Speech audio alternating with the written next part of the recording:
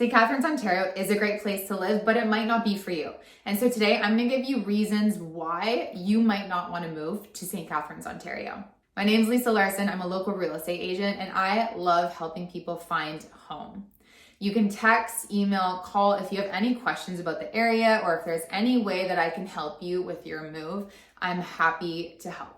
Please hit the subscribe button so you don't miss any videos, and let's get into reasons why you might not want to move to St. Catharines. Reason number one is limited job opportunities in high-paying sectors. So St. Catharines has an economy that's heavily reliant on manufacturing, education, and healthcare.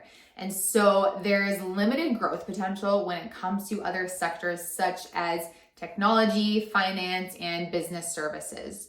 Now, St. Catharines is a smaller city than other places nearby, such as Hamilton, Burlington, and it does have a diverse economy, but it lacks the range and the depth of high-paying job opportunities that you're gonna find in Hamilton, in Oakville, in Toronto.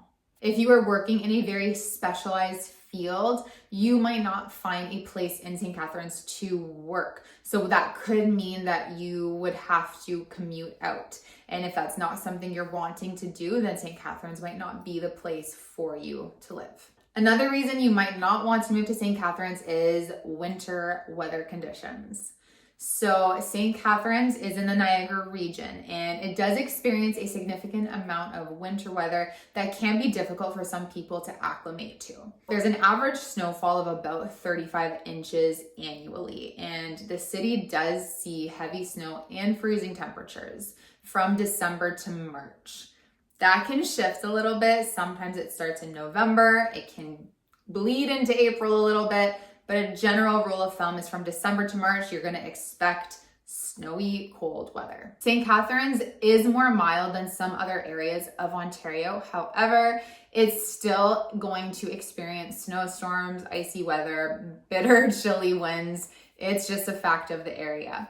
So during the winter months, temperatures frequently dip below -10, around there, and the wind chill can just make it feel colder. This might not be a big deal if you're coming from somewhere like Alberta or Saskatchewan, but if you are coming from areas where there's a milder climate, it can be hard to get used to. So you need to know before you're making a decision to move to St. Catharines. Another reason is the lack of big city amenities. St. Catharines is a lovely city and it has a variety of local attractions. Now it is still a relatively small city, so it does lack some of the conveniences, amenities, entertainment that you're going to find in bigger city centers. So if you were used to living right in Toronto, right in somewhere where you're having lots of access to dining, entertainment, lots of cultural events, then St. Catharines is going to feel very different. The city does have a selection of local restaurants, theater, and shops.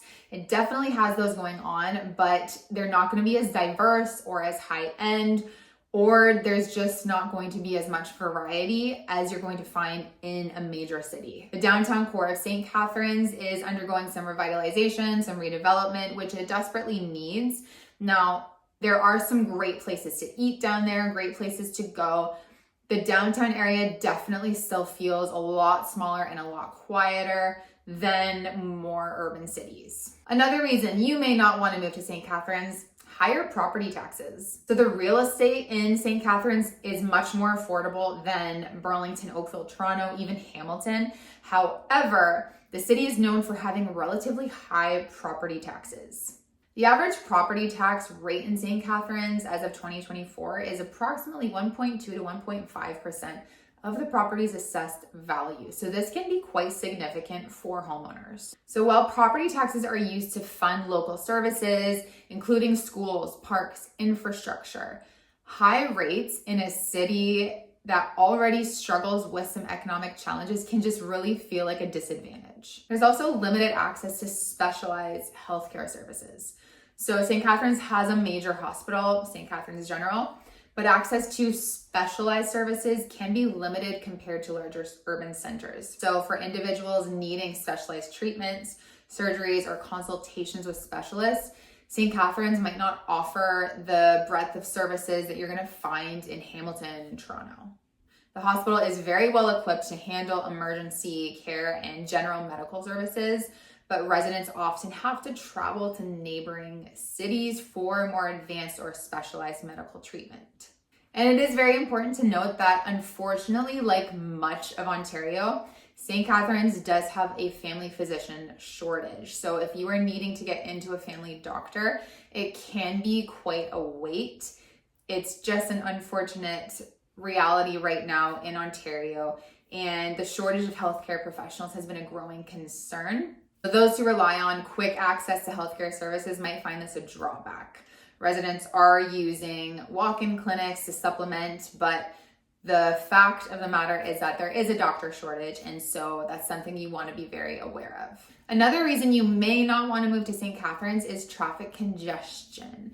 So St. Catharines does have a slower pace feel than Hamilton and other cities in the GTA. However, you are going to experience traffic congestion from tourists heading to Niagara Falls. So particularly in the summer months or on long weekends, holidays, that is when you're really going to see an influx of traffic. People stopping in St. Catharines on their way. The QEW, which is the highway connecting Toronto to Niagara Falls, the QEW can become quite congested when people are trying to get to Niagara. So if you are really looking for a much more quiet, slow pace of life, you might not want to be right in St. Catharines. You might want to be elsewhere in the Niagara region. And before I get to the last point, please hit the subscribe button so you don't miss any videos. Now, the last reason you may not want to live in St. Catharines, Ontario, is the proximity to major urban centers. While some people may not mind the drive it takes to get to Hamilton and Toronto, if you're looking to be really close, you're not going to want to be in St. Catharines. To get to Toronto, you're looking at 1.5 to 2 hours each way, depending on traffic. And while yes, St. Catharines offers access to major highways, you're going to be commuting for hours a day if you are trying to get into Toronto to work. And so it will offer a quieter pace, more affordable housing than Toronto, but that daily commute just might not be something that you're wanting to do. And so getting into Hamilton from St. Catharines, you're looking 30 to 40 minutes. And so that's not as long, but you do need to be aware of that because commuting for some people is no big deal. They like the drive, they'll do it. For other people, it's a really big deal. And so you have to just really look at your life, your lifestyle, your family, and figure out if being in a car for that long every day is going to affect your lifestyle in a negative way, or if it doesn't matter.